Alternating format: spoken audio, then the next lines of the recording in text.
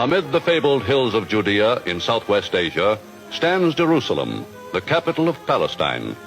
One of the oldest traditions in Palestine's history, stretching back beyond recorded time, is that of the Hebrews, symbolized by the Wailing Wall, place of lamentation and prayer since the days of Herod the Great.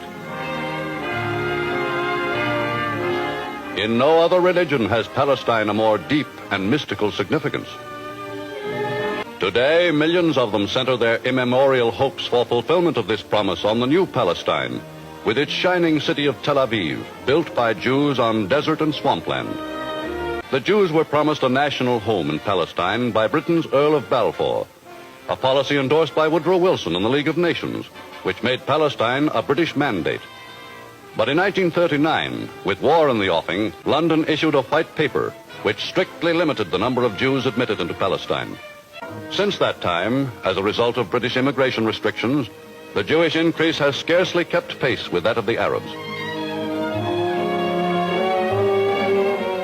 Side by side with the Jewish population, the Arabs, outnumbering them 2 to 1, live in their immemorial manner.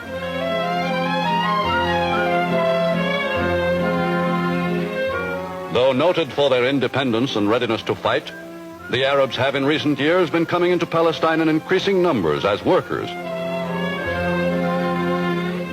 For the high wages they earn on the Jewish-owned farms and plantations bring them a new and welcome prosperity. And not only has the working-class Arab profited by the presence of the Jews in Palestine, but to many an Arab property owner, wealth and pleasant living have come from the sale of his land to the immigrants.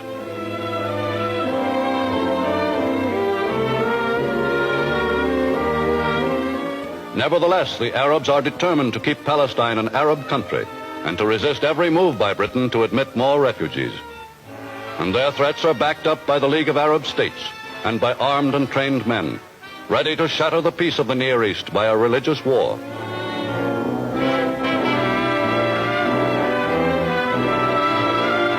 Today, the quota under which refugees from Europe can enter Palestine is the concern of Jews the world over. And they fervently hope that in the future, all Jews who wish to will be permitted to enter Palestine, to pursue happiness in their ancient homeland as free men and women.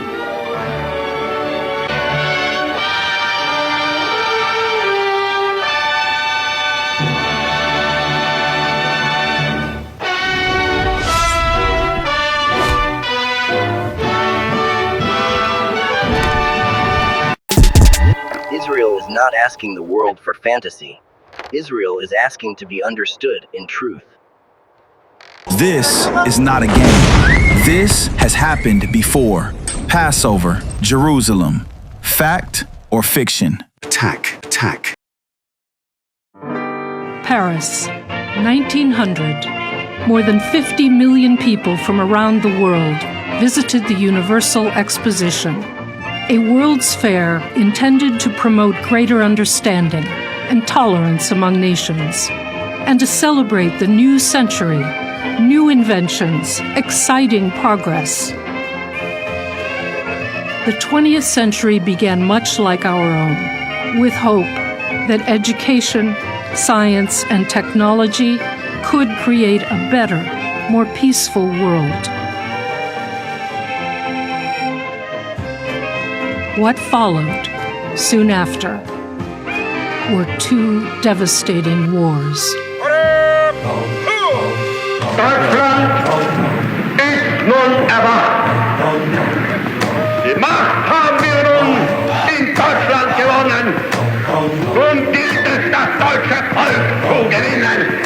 All civil servants, including teachers and police, members of parliament and the judiciary, swore an oath of loyalty, not to any constitution, but to Hitler as Führer of the German nation.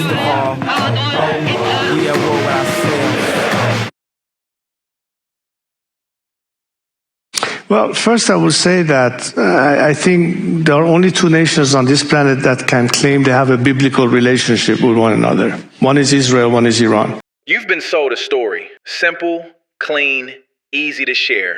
But it's not true. This didn't begin in 1948, and it doesn't end on social media.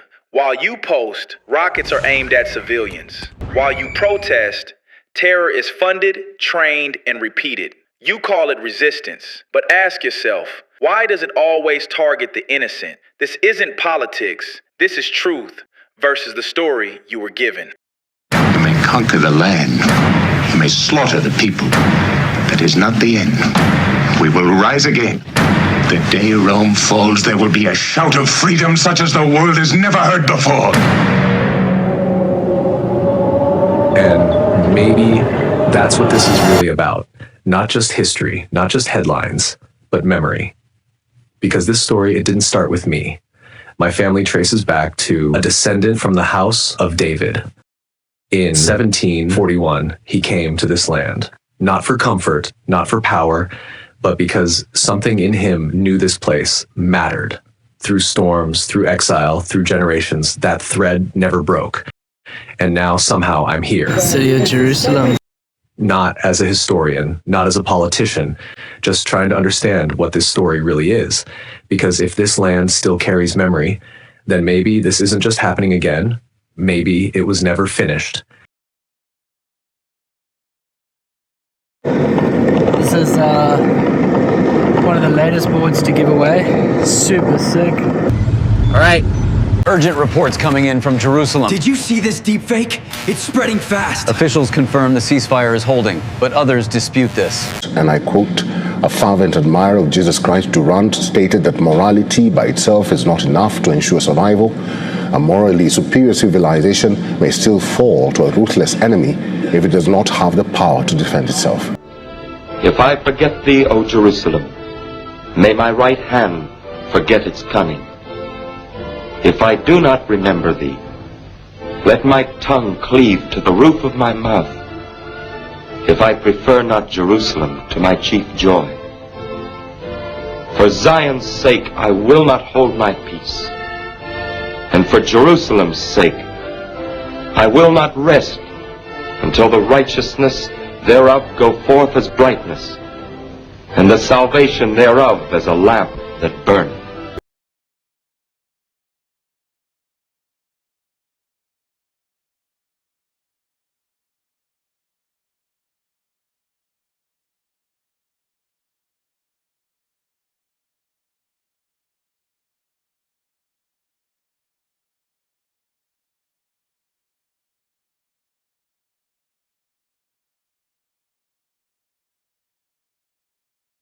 We got our boys on patrol. Israeli Prime Minister Benjamin Netanyahu, in his recent televised address, said he's alive, where he put arrest to the death rumors in his second address since the Iran war began.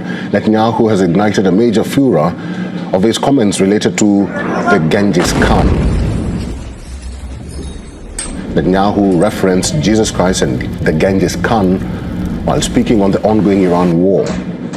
The remarks came during his first English language press conference since the war began. The data coming out of the Middle East quadrant is fascinating. Yes. Especially when you consider the historical volatility right here in the projection. In a world of kingdoms, storms, and whispered prayers, there lived a boy who was different. He was called an Iluai.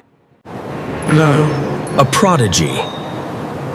He was Rabbi Elazar Rokach, a descendant of the house of King David.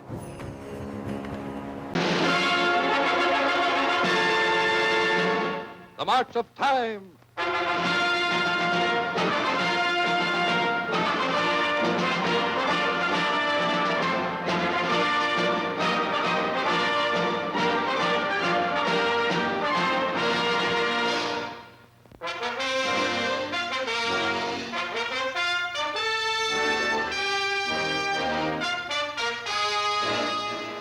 Among the unnumbered millions of Europeans who must endure a terrible winter of famine and cold are some 1.5 million Jews, all that remain from pre-war Europe's 8 million.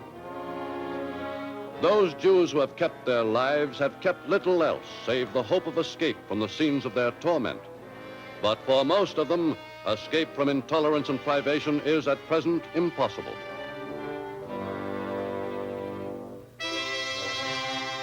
To help these refugees, delegates of the World Zionist Conference met in London in the late summer of 1945. They urged the British government to create a Jewish state in Palestine and remove restrictions on immigration to the Holy Land. To this end, the delegates appealed for the full moral and material support of the United Nations. For Palestine is to surviving European Jews almost unattainable.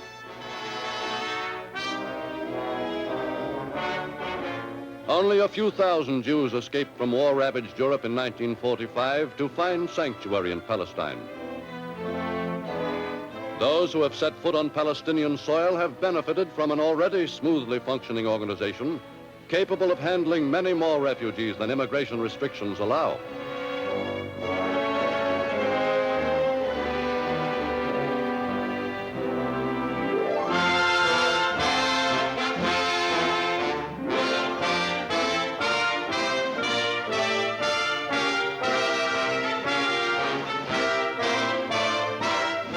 In 1917, Lord Allenby conquered the Holy Land, and the Jews were promised a national home in Palestine by the Earl of Balfour, a policy endorsed by Woodrow Wilson and by the League of Nations, which made Palestine a British mandate. But in 1939, Great Britain was faced with war, and at Haifa in Palestine was the terminus of an oil pipeline from Iraq. Overnight, the Middle East became a vital strategic area. Through it ran the Suez Canal, Britain's lifeline to the Far East. Peace had to be maintained in the Arab states so that Great Britain would be assured of an oil supply to fuel her planes and tanks and ships in the coming battle. To calm the Arab world, London produced in 1939 a white paper which strictly limited immigration into Palestine.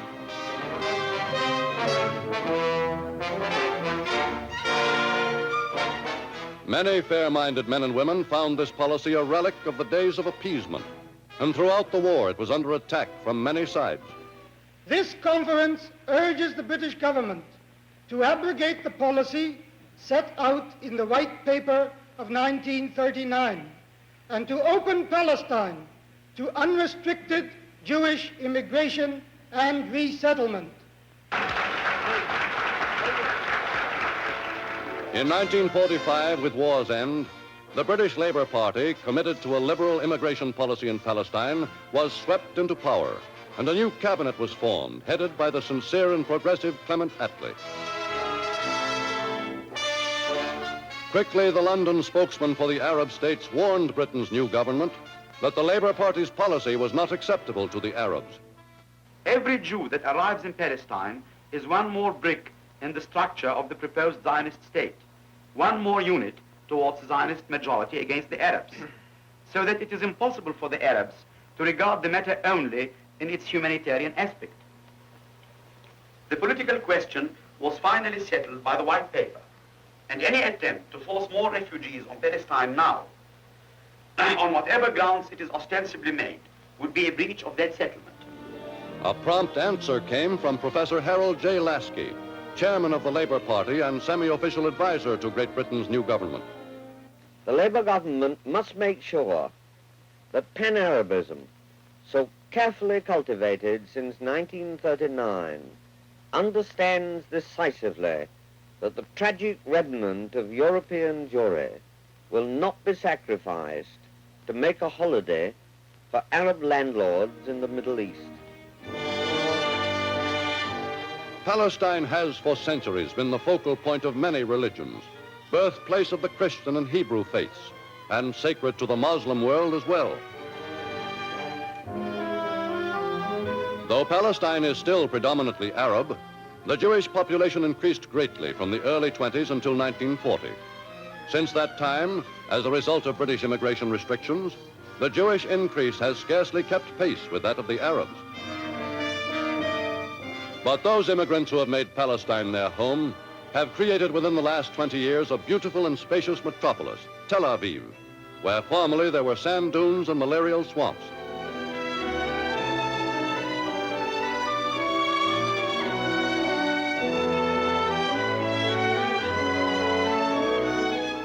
Ruler of Palestine's 10,000 square miles, in the name of the British Crown, is Field Marshal Viscount Gort, who has won the respect of both Arab and Jew. But the Jews in Palestine are, to a large extent, self-governing. In the Jewish Agency, representing the Jewish people in the development of their national home, are centralized the administrative and executive functions of the community. The Anglo-Palestine Bank has financed much of Palestine's war-created industry, and in cooperation with the Jewish Agency has grub-staked thousands of refugees.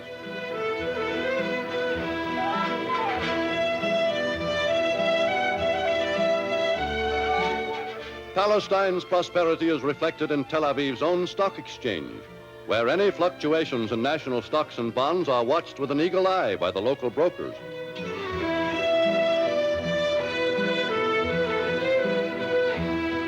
Investments in hydroelectric plants alone amount to millions of dollars. The waters of the River Jordan supply the main source of power for scores of Palestine's industrial establishments, which produced $180 million worth of goods in 1944, much of it available for export.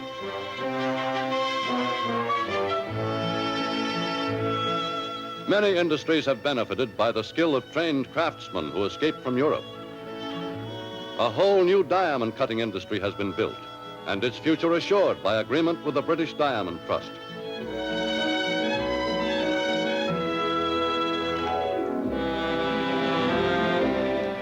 In recent years, a modest start in shipbuilding has been made in the harbor at Tel Aviv, and the facilities which in war were devoted to the construction of minesweepers are now being used to turn out fishing boats for Palestine's fast-growing fishing fleet.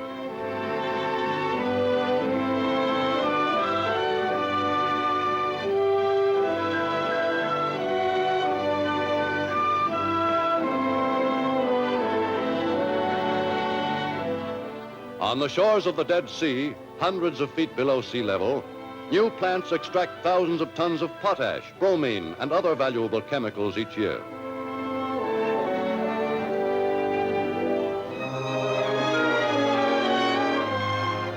To improve industrial processes and develop new products, exhaustive research is carried on by world-famous scientists like Dr. Chaim Weizmann and his sister Anna.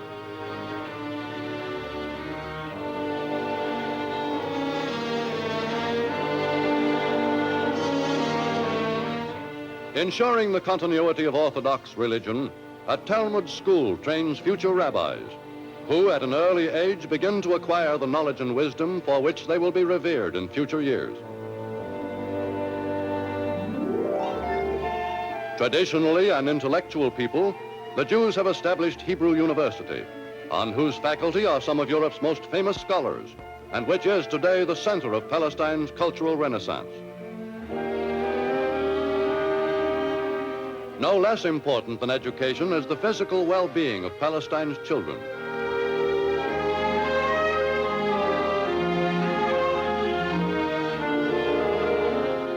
In the last 25 years, the health of the people of Palestine has been immeasurably improved, due chiefly to the work of Jewish hospitals and laboratories. Hadassah Hospital, supported by contributions from the United States, trains scores of nurses who will go out to the pioneer settlements to aid in the development of their country. But of first importance to the national welfare is the production of food. And in agricultural schools, Jews have acquired skills which have enabled them to refute the widely held belief that they do not make good farmers. Now, over 30% of them make their living from the soil which they have reclaimed from the swamp and desert. Most of Palestine's agricultural workers live in the cooperative settlements, which have been developed in their ancestral homeland during the past 20 years. In these settlements, where work begins before sunrise, every detail of daily life is based on the principle of cooperation.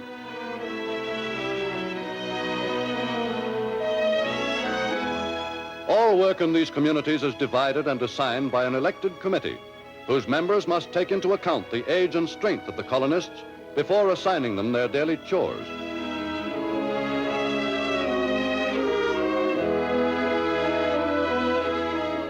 As a result of this program of training, careful planning, and hard work, production of food by Jews in Palestine has almost doubled in the last 5 years.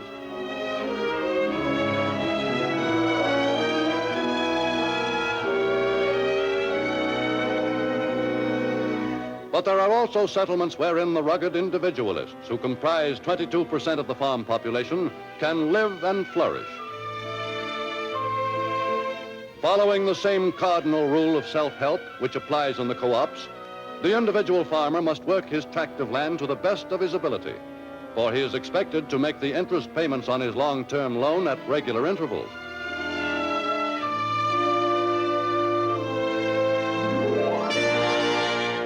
Constantly, the immigrants carry on their fight to increase the yield of the land.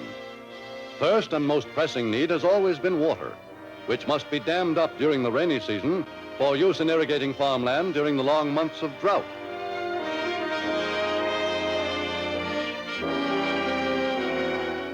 Through a complex irrigation system built at a cost of many millions of dollars, water flows throughout 100,000 acres of once arid land.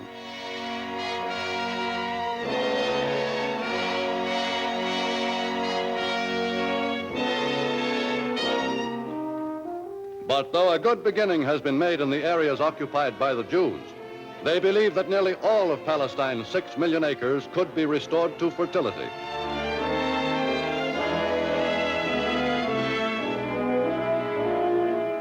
The search for water goes on in isolated desert camps.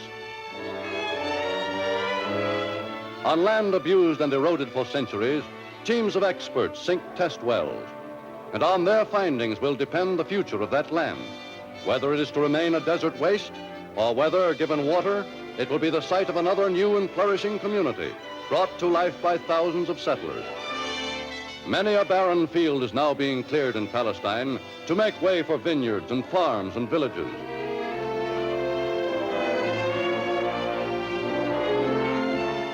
Many plans are already being carried out to enlarge the reclaimed land areas so that they will be able to support the refugees all Palestine feels sure will soon arrive.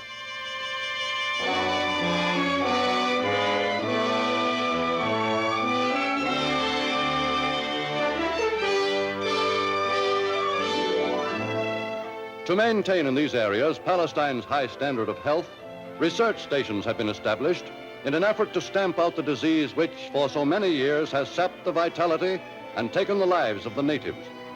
Here, the discoveries of modern medical science are made available to Jew and Arab alike.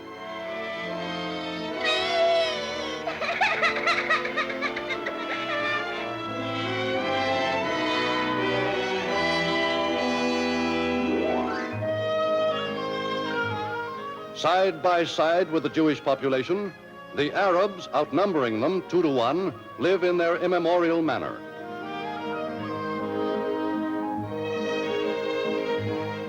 Nomads for the most part, noted for their readiness to fight for what they want, the Arabs have in recent years been coming into Palestine in increasing numbers. For the high wages they earn, working on the Jewish-owned farms and plantations, bring them a new and welcome prosperity. And not only has the working-class Arab profited by the presence of the Jews in Palestine, but to many an Arab property owner, wealth and pleasant living have come from the sale of his land to the immigrants.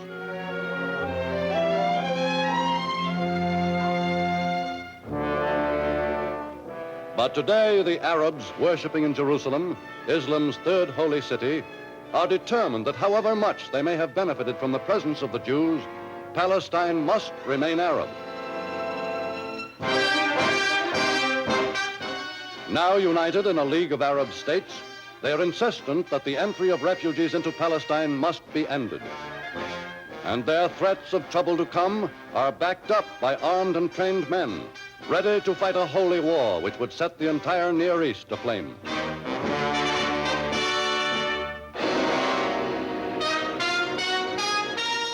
But the Jews, whose arguments before the war for a free Palestine were strong, are sure that they now have an irresistible case. For not only have millions of men and women of Hebrew faith been tortured and murdered in Europe, but 30,000 Jews who formed the Jewish Brigade fought in the Desert Campaign and in Italy to free the world of fascism.